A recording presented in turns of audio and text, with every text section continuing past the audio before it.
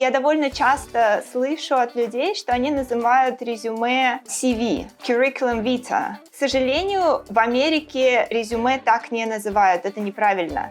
Я советую писать эту фразу всем, у кого есть разрешение на легальную работу в Америке. Как понять, какие навыки нужно писать в резюме, если вы, допустим, ищете работу первый раз? Либо вы только что приехали в страну и, допустим, вы еще не знаете так хорошо язык. Всем привет! Меня зовут Наташа Васильева, и вы на моем YouTube-канале. И это подкаст «Сразу в президенты», где мы разбираем вопросы иммиграции и поиска работы. Сегодня я хотела бы поговорить об американском резюме, о его основной структуре, об основных ошибках, которые люди делают, о его основных разделах, что нужно писать в резюме, как конкретно это писать. В общем, разобрать все аспекты резюме прям очень детально. И буду я это делать сегодня на примере своего собственного резюме. Кстати, для тех, кто не знает, у этого подкаста был первый сезон, который выходил исключительно на аудиоподкаст-площадках. Он есть на всех международных подкаст-площадках, таких как Apple Podcast, Spotify, Amazon Music, Google Podcast и так далее. Почему я хотела упомянуть здесь этот подкаст? Потому что там было очень много разборов резюме, в частности. То есть люди, которые давали на это согласие, присылали мне резюме на разбор, американское резюме, и я давала им какие-то советы. Я уверена, что вы найдете там что-то полезное, если вас интересует эта тема, потому что я разбирала резюме абсолютно разных людей. То есть кто-то из них только что закончил обучение и ищет первую работу. Кто-то из них уже имеет большой опыт в карьере и просто хочет поменять работу. Кто-то из них имеет карьерный опыт, но хочет полностью поменять профессию. Кто-то из них только что приехал в США, кто-то из них уже очень много лет в стране. Но все равно у них возникают какие-то вопросы при поиске новой работы.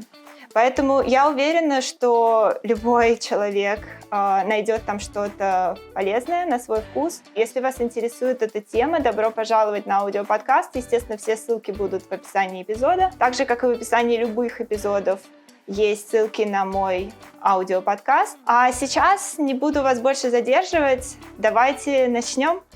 Итак, в данный момент перед собой вы видите мое собственное резюме. Оно от апреля 2023 года, то есть оно обновлено где-то полгода назад. Поэтому здесь нету моей последней должности. Как я говорила в предыдущих видео, сейчас я работаю старшим продукт-менеджером.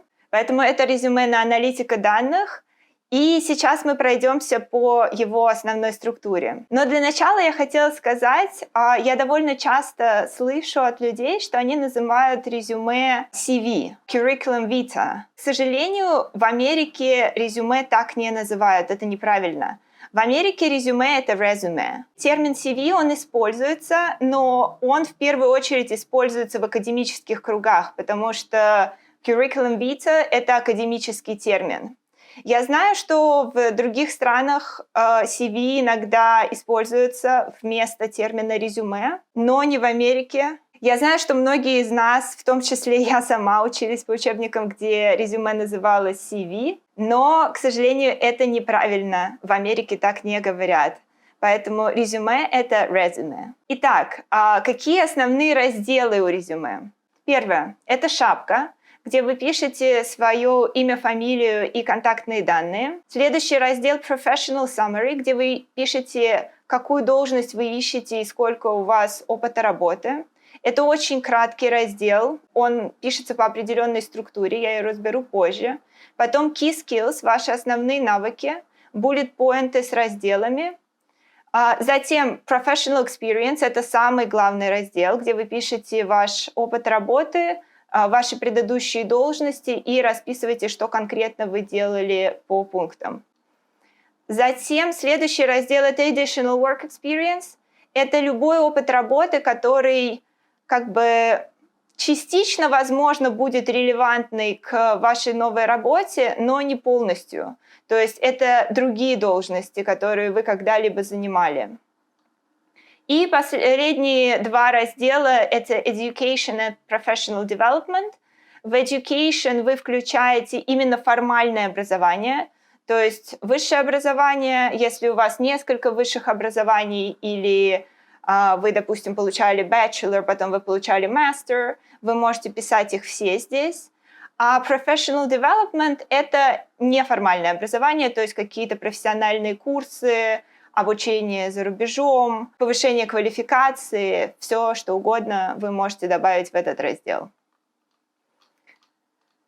Окей. Как вы можете видеть, это резюме очень простое с точки зрения дизайна. Здесь два цвета, черный и синий для ссылок. Здесь нету абсолютно никаких дополнительных дизайн-элементов, здесь нету никаких дополнительных цветов. И это формат американского резюме. То есть я знаю, что очень часто люди присылают мне очень красивые дизайнерски оформленные резюме. Они выглядят очень хорошо, но, к сожалению, их сложнее читать. То есть чем более простое у вас резюме и чем более структурированное оно, тем легче человеку, который работает с вашим резюме, найти там нужную ему информацию. То есть вот в таком простом виде все разделы видны, все структурировано в одном стиле, тогда человек очень быстро может понять, где что искать. Порядок разделов тоже очень важен, потому что вы экономите время, по сути, тем людям, которые работают с вашим резюме. Опять же, я не могу сказать, что это так в 100% случаев. То есть, допустим, если вы подаетесь на какие-нибудь креативные профессии, допустим, на дизайнера, возможно, красивое резюме даст вам какие-то дополнительные баллы, даст понять работодателю, что вы можете, что у вас есть стиль, у вас есть чувство вкуса и прочее, и вы будете хорошим работником. Но если вы подаетесь на работу, которая никак не связана с дизайном, я советую оформлять резюме как можно более просто. Итак, основные разделы. Первый раздел – это шапка. И как вы видите, она начинается с имени, фамилии. Затем идет город и штат, и зип-код, где я живу. Это писать здесь не обязательно. Я советую это писать, когда вы ищете работу на местности. Допустим, я живу в Сиэтле, и я хотела бы работать в Сиэтле. Если вы ищете работу по всей Америке, тогда я не советую здесь что-то писать. Скорее, вам будет удобнее, если вас рекрутер спросит, где вы хотите работать, в каком городе вы живете, а вы можете на это ответить, что вы готовы работать в любом штате, в любом городе Америки, вы готовы к релокации. Или то, что вы ищете только удаленную работу. Следующая строчка – это контактные данные.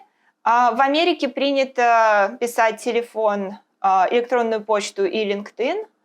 Опять же, для разных профессий могут быть еще какие-то дополнительные контактные ссылки здесь, но вот это такой стандарт. И последняя строчка, я пишу здесь fully work authorized, no visa sponsorship required. Я советую писать эту фразу всем, у кого есть разрешение на легальную работу в Америке. Потому что это очень частотный вопрос, один из самых частых. Рекрутерам важно понять, нужно ли компании оформлять вам рабочую визу. И не все компании, во-первых, готовы оформлять рабочую визу. Во-вторых, оформление первой рабочей визы в Америке – это ужасно бюрократизированный процесс, он очень долгий. Там есть еще аспект лотереи. В общем, это огромное количество бюрократической волокиты для работодателя. Вторая рабочая виза – это легче, но все равно это занимает время, и это дополнительные расходы для компании. Поэтому, если у вас разрешение на работу есть, я советую вам всегда это писать. Если его нет, тогда, конечно, я не советую здесь что-то писать, потому что тогда вам будет выгоднее, чтобы с вами поговорили, вами заинтересовались, и уже после этого вы начали бы обсуждать вопрос спонсорства вашей визы. Плюс я часто вижу здесь, допустим, люди пишут немножко другие формулировки. Например, они пишут green card holder. Я не советую, если честно, писать green card holder, потому что, во-первых, компании не важно, есть ли у вас green-карта. То есть у вас может быть разрешение на работу без green-карты. Или вы можете быть гражданином страны. Через какое-то время люди получают гражданство. Что человеку важно, это есть ли у вас разрешение на работу. И я знаю, что некоторые рекрутеры, особенно те, которые родились в Америке и не так часто сталкиваются с иммигрантами, они не всегда понимают, что такое грин-карта. Означает ли грин-карта, в смысле, они понимают, что такое грин-карта, они не понимают, означает ли это 100% разрешение на работу. Мы знаем, что это так. Мы знаем, что у грин-карт-холдеров всегда есть разрешение на работу, но не все рекрутеры это знают. Окей, следующий раздел — это Professional Summary, и это максимально стандартизированный раздел. Что я только не видела, люди здесь пишут очень разные вещи. Часто люди пишут большие параграфы в разделе Professional Summary. Этого делать не нужно. Это одно, максимум два предложения, и предложение строится по очень стандартизированной схеме. Значит, первое — это вы пишете должность, на которую вы претендуете. Еще раз повторюсь, это должность, на которую вы претендуете. Это не та должность, где у вас максимум опыта работы. Это не та должность, на которой вы сейчас работаете, если она отличается. Это та должность, которую вы ищете. Дальше вы пишете with X years of experience. Я пишу with 8 years of experience. Это столько, сколько лет у вас есть опыта работы. И дальше вы пишете in в какой сфере. То есть я пишу 8 years of experience in statistical and financial analysis. В принципе, на этом можно поставить точку. Это может быть концом вашего professional summary. Я добавляю еще здесь 3 years of programming experience, потому что большая часть моей карьеры была в финансах. Финансовые аналитики довольно редко программируют. Я хотела подчеркнуть то, что я умею программировать. Поэтому я пишу 3 years of programming experience и потом in опять в каких сферах. Это все, что нужно написать в professional summary. Опять же, я вижу, часто люди добавляют сюда какие-то оценочные слова, которые, как им кажется, повышают эмоциональность и повышают привлекательность их резюме. Допустим, они пишут proficient data analyst, experienced data analyst, то есть профессиональный или там, опытный, или успешный и так далее. То есть слова, которые как-то вас характеризуют. Я не советую, честно, здесь это писать, потому что дополнительных баллов, по крайней мере, по моему опыту и по опыту людей, с которыми я разговаривала, это вам не добавляет. Это может иногда раздражать людей, потому что все знают уже давно эти уловки. Здесь важно показать факты. То есть сколько лет опыта работы — это факт. То, что вы опытный, это уже оценка. И лучше, когда работодатели сами оценивают вас. То есть он прочитал ваше резюме, и он сам решил для себя, являетесь ли вы опытным человеком в этой сфере. Это самое идеальное.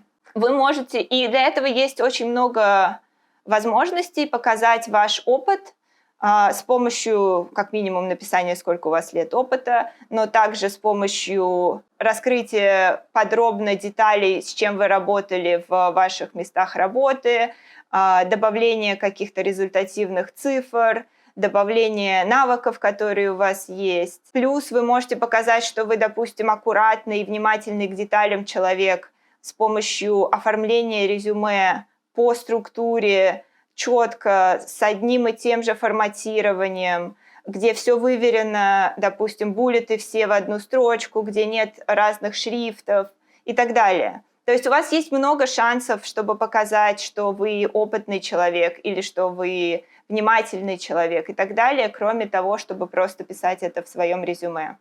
Понятно, что на интервью у вас будет еще больше способов показать себя как хорошего сотрудника, но в резюме такие способы тоже есть.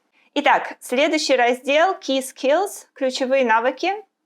И здесь, как вы видите, у меня буллет-поинты. Все эти ключевые навыки разделены по разделам. Допустим, поиск данных. Я пишу Excel, Web API, GitHub. Там дальше, допустим, Machine Learning, машинное обучение, модели машинного обучения, я могу это делать в Python и так далее. То есть все навыки разделены на разделы. Что я вижу часто в резюме других людей? Иногда люди просто добавляют свои навыки в буллеты, один буллет, один навык. Это можно делать, но чаще всего, если у вас много навыков, то это будет занимать очень много места. Поэтому это неэффективно. Что люди делают, чтобы сэкономить место? Иногда люди начинают писать навыки через bullet point, но в строчку. То есть в строке будет много bullet поинтов через точку, через bullet точку. Такое тоже нормально, но в таком случае это выглядит менее структурированно, сложнее находить эти навыки. То есть они все сливаются в одну строчку. Еще что люди делают, иногда делают колонки, 2-3 колонки, то есть вертикально, вот как у меня сейчас есть одна колонка буллетов, они делают 2 или 3.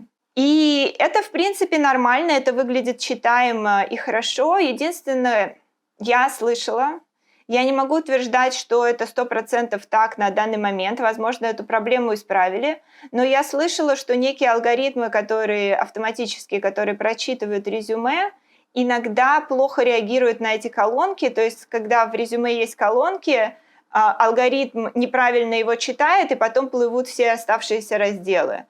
Вы точно не хотите, чтобы такое случилось с вашим резюме, потому что оно может быть откинуто просто потому, что система неправильно ее прочитала. Опять же, я говорю, возможно, эта ошибка исправлена, возможно, современные алгоритмы все читают хорошо, но я думаю, что это такая вещь, с которой не стоит рисковать. Как я уже сказала, навыки разделены на разделы, и здесь, конечно, все будет очень сильно зависеть от той должности, которую вы ищете. Это будет все очень кастомизировано под конкретную должность. Как понять, какие навыки нужно писать в резюме, если вы, допустим, ищете работу первый раз? Либо вы только что закончили университет, либо вы только что приехали в страну, и, допустим, вы еще не знаете так хорошо язык, или вы не знаете так хорошо специфику, с чем конкретно здесь работают. Что я советую в таком случае, это найти 5-10 вакансий на местности, на которые вы бы хотели теоретически податься, которые вы думаете, что вам подходят. Как понять, что они вам подходят? Вы смотрите на раздел, который называется Basic Qualifications или просто Qualifications. Там люди пишут то, что от вас требуется. То, что требуется, точнее, от человека на этой должности. Если у вас есть около 80% этих Basic Qualifications, вы можете смело подаваться на вакансию. Если у вас есть 60-70, некоторые люди тоже будут подаваться, это уже будет более рискованно, но, с другой стороны, почему бы и нет. И, допустим, вы нашли эти 5-10 вакансий, которые вам подходят, которые вам нравятся самим профессионально, и где вы думаете, можете подойти вы, и вы прямо дословно переписываете ключевые слова из их Basic Qualifications в свои навыки. Ну, понятно, если у вас этот навык есть. Важно писать прямо 100% теми же словами, потому что, опять же, если вы переезжаете, лексика, которая используется в одной стране, может отличаться от лексики, которая используется в Америке. Пишите прям 100% теми же словами. Вы сильно облегчите жизнь людям, которые будут проверять ваше резюме, и вы увеличите шансы на успех в своем случае, потому что иногда бывает, что у вас есть навык, который требуется, но из-за того, что либо машина, либо HR-специалист не понял этого, что это тот же самый навык, ваше резюме не принимается. Также компании часто пишут preferred qualifications, это желательно, то, что им не 100% необходимо, но хотелось бы. Preferred, если у вас есть, тоже пишите туда. Если у вас нет, как само название подразумевает, это не обязательные навыки. Опять же, как я говорила, вы берете пул из 50 вакансий, и не надо прям все оттуда переписывать. То есть вы находите какие-то основные тенденции, основные навыки, которые необходимы на эту должность, и их записываете в свои скиллы. И как вы видите, languages у меня самым последним bullet point'ом здесь. Languages неплохо указать, потому что, иногда бывают вакансии, на которые нужны вообще очень такие необычные, неожиданные языки, например, если вы идете работать в локализацию. Но при этом не надо languages писать выше, пишите его самым последним навыком. Естественно, если вы не переводчик. Если вы переводчик, это ваш основной навык. Но если вы работаете в какой-то другой профессии, язык – это дополнительный навык. Язык – это не то, за что вам будут платить вашу зарплату. Язык – это инструмент, с помощью которого вы будете коммуницировать с людьми. Опять же, английский язык в Америке не является чем-то удивительным. Это базовый навык, который необходим для всех. Но уровень языка может быть абсолютно разный. Например, если вы программист и пишете код и вообще редко с кем-то общаетесь, вам, возможно, будет достаточно самого базового языка. Если вы, допустим, продакт-менеджер или проект-менеджер, или не знаю, работаете в продажах, тем более, или в сервисах, тогда вам нужен более продвинутый уровень языка. Все будет зависеть от должности. Но, опять же, не забывайте, что язык – это не основной навык. Это не то, за что вас берут на работу. Окей, на этом все с навыками. Дальше идет раздел Professional Experience, опыт работы. И он оформляется тоже по очень четкой схеме. Первое, что вы пишете, это должность, на которой вы работали. Здесь я пишу Senior Financial and Data Analyst. По сути, это 2 должности. И это связано с тем, что полгода я работала на проекте с командой аналитиков. То есть я была финансовым аналитиком 2 года, которые я там работала, но также полгода я работала 50 на 50. 50% в финансах, 50% в аналитике. И поэтому у меня есть один из моих буллет-поинтов, он посвящен аналитике данных именно, вот этот, который про модели машинного обучения. Здесь как? Смотрите, если вы, допустим, работали в одной компании на разных должностях, если у вас есть минимум где-то 3 буллет-поинта, чтобы написать о каждой из ваших должностей, тогда разделяйте их. Тогда пишите их отдельно. Просто одно за другой. Самая верхняя будет ваша последняя должность. Опять же, если она релевантна к тому, что вы сейчас ищете. Если вы, допустим, последняя должность была никак не связана с тем, что вы сейчас ищете, это часто встречается у новых иммигрантов. Например, человек работал бухгалтером в своей стране, он приехал сюда, у него не было лицензии, или он не смог сразу найти работу, поэтому он работал, там, допустим, год баристой в Старбаксе, и сейчас хочет возвращаться обратно в бухгалтерию. Тогда вот этот последний год работы в Старбаксе не надо писать самым первым в вашем профессиональном опыте. Но если ваш последний опыт – это то, что релевантно к новой работе, которую вы ищете, пишите его в самом верху. Так вот, значит, если минимум 3 буллет-поинта есть на каждую должность внутри компании, тогда вы разносите их разными местами работы, разными должностями. Если это был какой-то сторонний проект, как у меня, на который у меня всего 1 буллет-поинт, это можно комбинировать. Значит, должность. Справа вы пишете, в какое время вы там работали. Если вы работаете до сих пор, вы пишете present. И начало работы вы пишете месяц и год. Желательно это писать справа, потому что это читаемо. Это очень неплохо читаемо. То есть, вот, допустим, у меня здесь написаны все эти даты справа. То есть человек может легко сразу посчитать, сколько лет вы работали на какой должности. Затем ниже вы пишете, в какой компании, в какой стране, в каком городе вы работали. И ниже небольшое описание. Описание, оно не обязательное. Сейчас я объясню, когда его стоит писать. В данном случае Amazon – это большая компания, которую не нужно никому представлять. То есть конкретно об Амазоне мне не нужно писать никакое дополнительное описание. Но из-за того, что это большая компания, в ней очень много разных подразделений, поэтому я уточняю здесь, в каком конкретном подразделении я работала. Amazon Fulfillment Technology – это подразделение, которое делает софтвер для амазоновских складов. И, допустим, человек, которому интересно, может просто загуглить это, и ему сразу выдаст некую дополнительную информацию про это подразделение. Мое предыдущее место работы — это Everglades Investments. Это небольшая литовская компания, которую я открывала вместе с кофаундерами. Естественно, никто не знает, что такое Everglades Investments, кроме того, что название предполагает, что компания как-то связана с инвестициями. Поэтому я делаю небольшую сноску здесь, объясняя, чем конкретно занималась эта компания. Затем пишутся буллеты. Во-первых, как я уже говорила, важна структура. Хорошая структура показывает вас как опрятного, внимательного человека. Буллеты все выверены в один столбик, и каждый буллет начинается с глаголов past simple. Owned, built, collaborated, led, supported, joined. Опять же, то, что я часто вижу, что люди на свое последнее место работы, если они до сих пор там работают, пишут глаголы в present simple, в настоящем времени, потому что они как бы там еще работают. Это неправильно. Стандарт в том, чтобы писать все глаголы в past simple, в буллет-поинтах к описанию ваших мест работы. Опять же, как вы видите, эти глаголы здесь не повторяются. Это тоже такая вещь, на которую люди обращают внимание. Если у вас не повторяются глаголы, то это показывает, что вы очень неплохо владеете языком, вы знаете синонимы. И даже если вы их не знаете, есть очень легкий способ найти эти глаголы.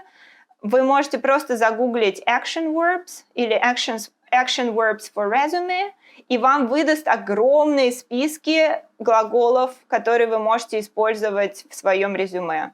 Я приложу, наверное, ссылочку на какой-нибудь из таких списков в описании, но их на самом деле много, вы можете использовать любой из них, и вы получите там 100, допустим, этих глаголов. Окей. Дальше, что важно? Важно добавлять как можно больше деталей в каждый из буллет-поинтов. Чем конкретно вы занимались? Во-первых, это дает больше понимания о том, релевантно ли то, что вы раньше делали этому конкретному работодателю для того, что делают они или нет, но также это делает ваше резюме более убедительным. Работодателю легче поверить, что вы действительно это делали, что вы действительно разбираетесь, когда вы добавляете какие-то детали. Например, я пишу здесь, что я занималась финансовым моделированием и планированием, но я добавляю деталь, что это было конкретно для Workforce Optimization and Quality Cost Saving Projects.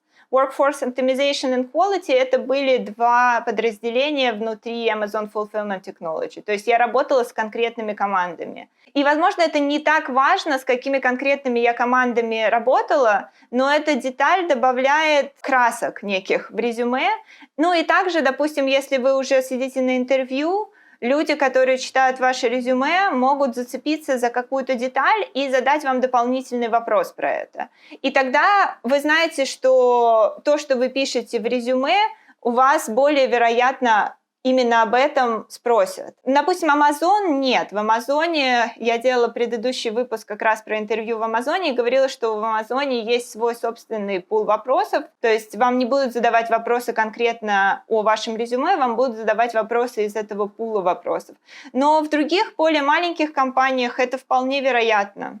То есть меня могут спросить, допустим, над каким конкретным проектом я работала вместе с, допустим, Workforce Optimization Portfolio. Дальше, что еще важно для буллет-поинтов?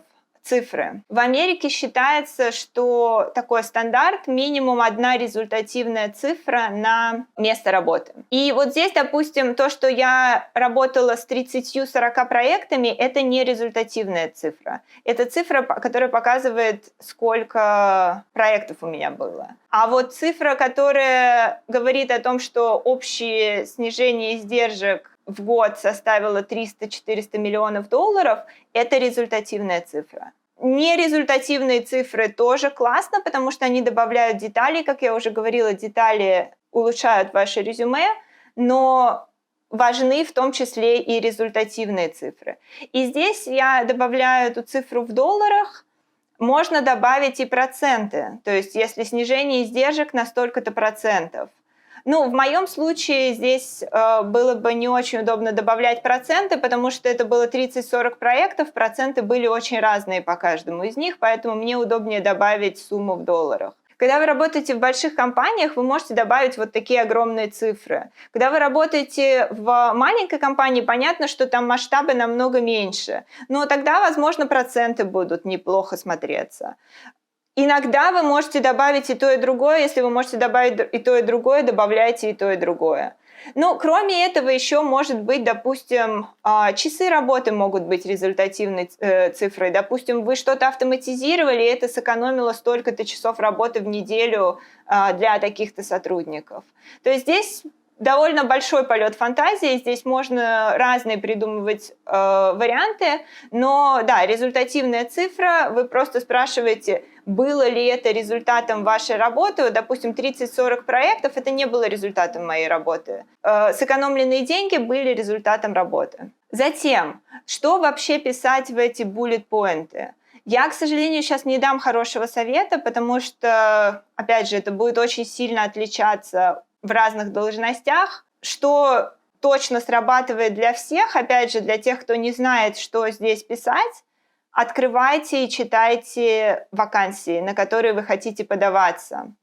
И если навыки — это будут ключевые слова, которые вы видите в Basic Qualifications, то, что вам нужно писать в ваши буллеты, будет в описании работы. И вот там уже слово в слово переписывать не нужно, потому что там они пишут такие довольно общие слова, довольно общие задачи, которые человек на этой должности выполняет. Вам нужно написать то же самое, только добавив туда деталей, добавив туда конкретные проекты, с которыми вы работали.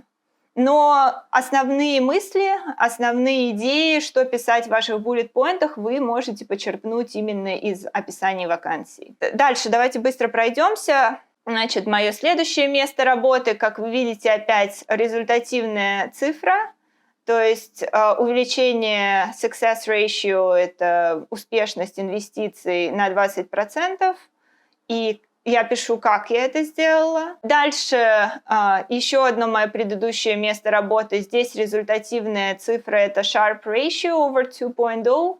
И это очень такая специфическая характеристика, которую используют хедж-фонды для оценки инвестиций. Поэтому я здесь даю ссылочку на это Sharpe Ratio, если людям, допустим, захочется почитать побольше о том, что это вообще значит. Но в том числе здесь есть, допустим, 30% reduction of average training time. То есть как раз то, что я говорила, экономия времени на какую-то задачу. Причем я пишу и 30%, и я пишу с 6-12 месяцев до 4-8 месяцев.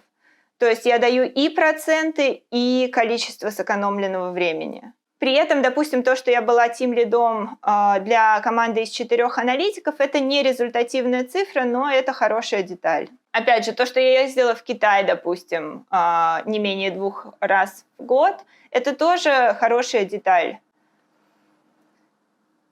Ну, допустим, на моем последнем месте работы результативная цифра over 100% ROI, 100% return on investment. Это тоже некий термин, который используется в финансах для оценки рентабельности инвестиций. Следующий раздел – это additional work experience. Как я говорила, сюда вы добавляете то, что как бы может теоретически быть полезным для вашей новой работы, которую вы ищете, но не 100% релевантно. То есть я работала менеджером по развитию и импорт-менеджером. Из-за того, что я искала тогда работу аналитика, это не 100% релевантно, но при этом были какие-то вещи, которые могут быть так или иначе использованы в новой работе.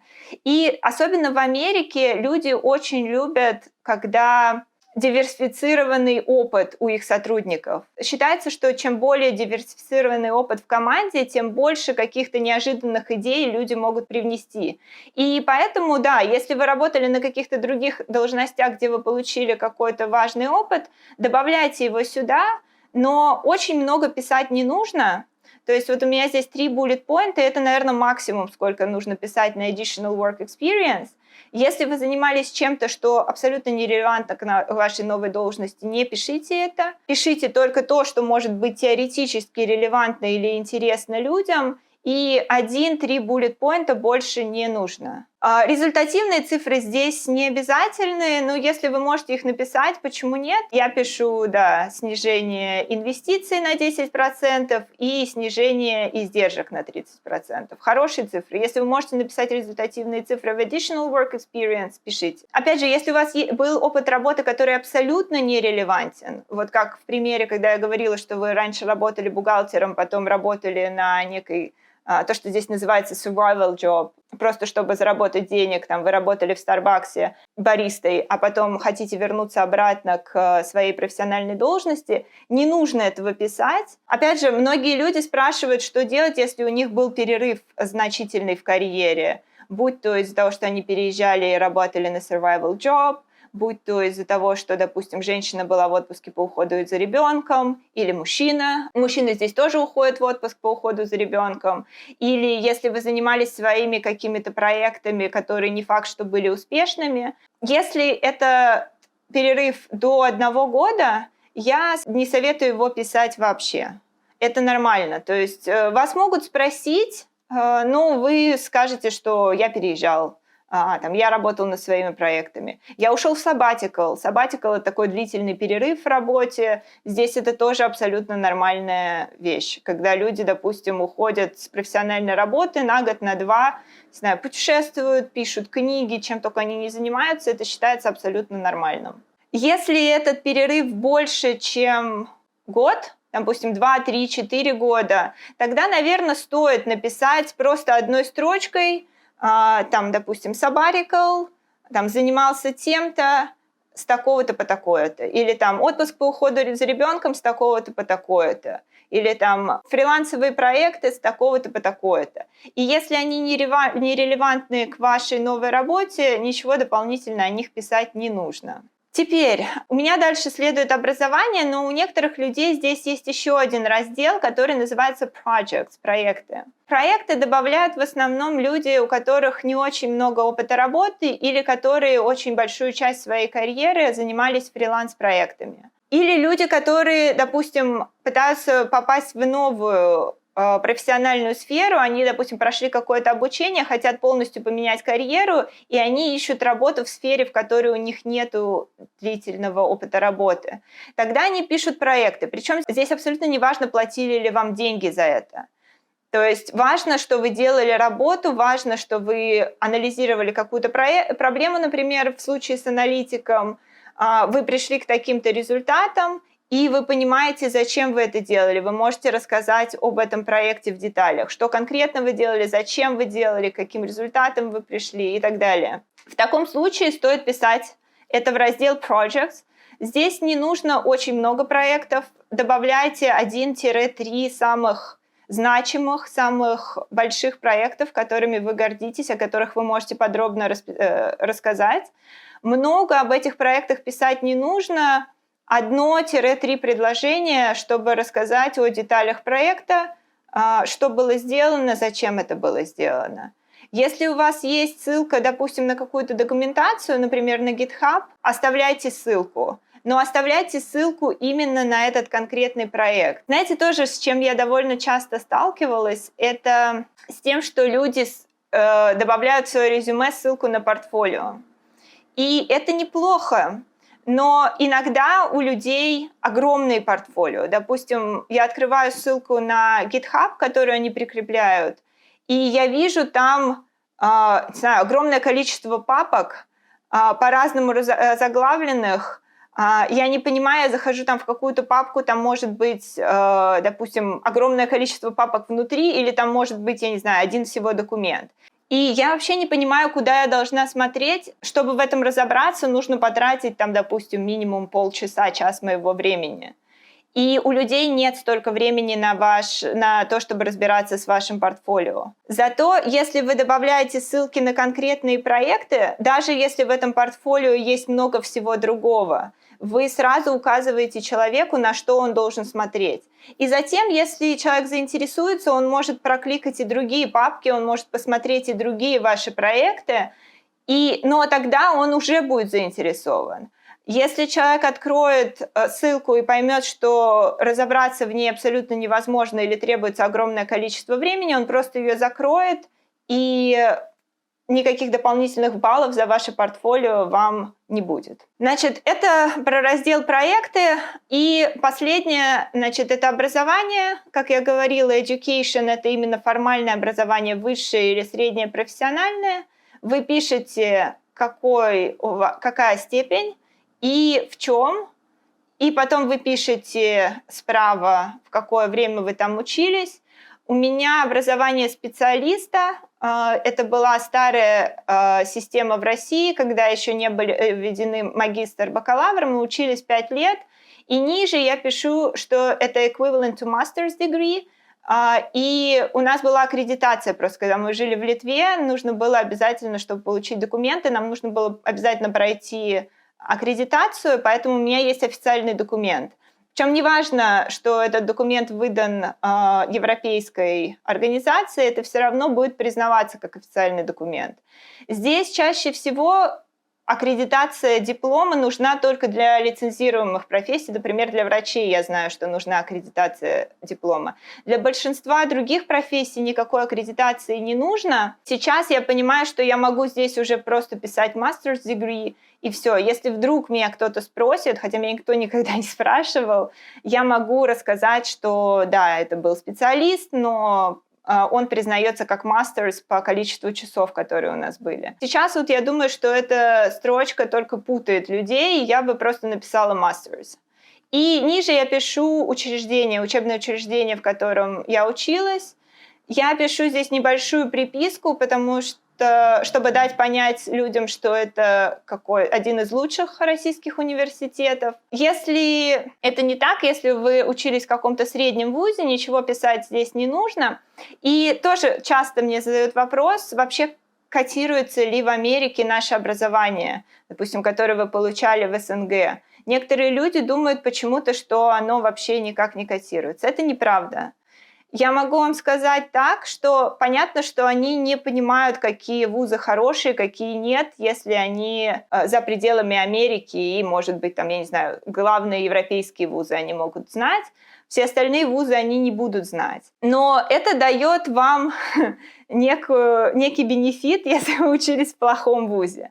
Потому что из-за того, что они не знают эту рейтинговую систему, они будут воспринимать любой иностранный вуз как средний американский вуз. Когда они видят американское образование, они сразу понимают, это топовый вуз, или это какой-то средненький вуз, или это какой-то вуз похуже, и они делают какое-то представление о вас, они получают из этого. Когда они видят иностранный вуз, они просто понимают, что у вас есть такая-то ученая степень. Все, им больше ничего не нужно. Более того, чем больше у вас опыта работы, тем менее важно ваше образование. Потому что я очень часто вижу в вакансиях, что, допустим, на такую-то вакансию нужен мастерс и 5 лет опыта работы. И дальше они пишут либо просто 12 лет опыта работы. То есть 12 лет опыта работы, они готовы взять человека без образования, даже если им нужен мастерс. Но это уже на какие-то высокие должности нужен мастерс, на обычные должности бакалавра часто более чем достаточно. И с бакалавром то же самое. Они, допустим, пишут бакалавры 3 года опыта работы, либо там, 7 лет опыта работы, допустим. Окей, и здесь у меня 2 буллета, где я пишу, что я была одним из лучших студентов, и то, что я получала именные стипендии. Опять же, я думаю, что мне это дает какие-то дополнительные баллы. Сейчас, мне кажется, я бы это уже убрала, потому что мне по-любому это придется убирать, потому что у меня уже такое слишком долгое резюме. Кстати, я забыла сказать в самом начале, сколько места должно занимать резюме. В идеале это от 1 до 2 страниц. У меня, как вы видите, уже выходит за 2 страницы, это не очень хорошо. Желательно этого не делать, желательно его сокращать. Особенно, когда я буду дописывать мое новое место работы, мне по-любому придется сокращать свое резюме. Но этим летом я подавалась резюме таким, какое оно есть. как бы никаких проблем я с этим не видела. То есть оно может быть больше 2 страниц, но нежелательно. Больше 3 страниц уже точно не нужно. Еще я знаю, что на MBA иногда учат, что резюме должно быть вообще на 1 страницу. Это, мне кажется, сделать нереально для человека, у которого есть хоть какой-то значимый опыт работы. То есть для студента, который только что заканчивает мастерс и который там нигде особо не работал, кроме каких-то интерншипов, да, возможно написать резюме на 1 страницу, это неплохо. Для человека, у которого есть опыт работы, ориентируйтесь на 2 страницы. И последнее – это курсы. Здесь я это пишу Professional Development, вы можете написать просто Courses.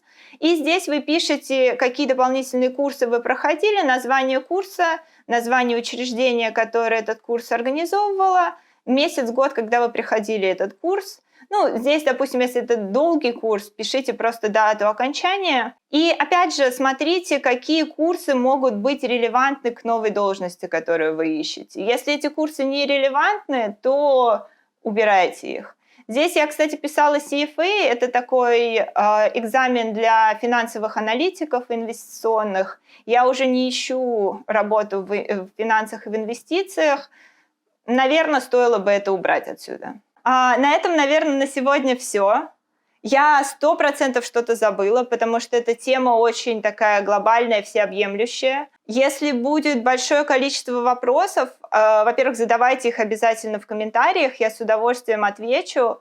Если будет много вопросов, и если они будут обширные, я с удовольствием сниму дополнительное видео с ответами на вопросы. Опять же, если ваш опыт не соответствует тому, что я сказала, это очень вероятно, потому что я общаюсь, я не знаю, с десятками людей, но все равно я не вижу весь рынок. Обязательно делитесь вашим опытом. Если ваш опыт соответствует тому, что я сказала, или если были какие-то советы, которые вам когда-то давали, и которые очень помогли вам с поиском работы, тоже обязательно делитесь. Я очень рада буду пообщаться со всеми в комментариях. Если вам было интересно это видео, пожалуйста, подписывайтесь, ставьте лайки. Это помогает в продвижении канала. Опять же, есть такая фишка у YouTube, что если вы подписываетесь в момент просмотра видео, то YouTube начинает более активно рекомендовать это видео, потому что он считает, что оно полезно и нравится людям. Поэтому, пожалуйста, подписывайтесь, вы очень мотивируете меня делать новые видео и придумывать дополнительные темы, которые, может быть, интересны большому количеству людей. Спасибо большое за внимание, буду рада вас видеть в следующих своих видео. Пока-пока!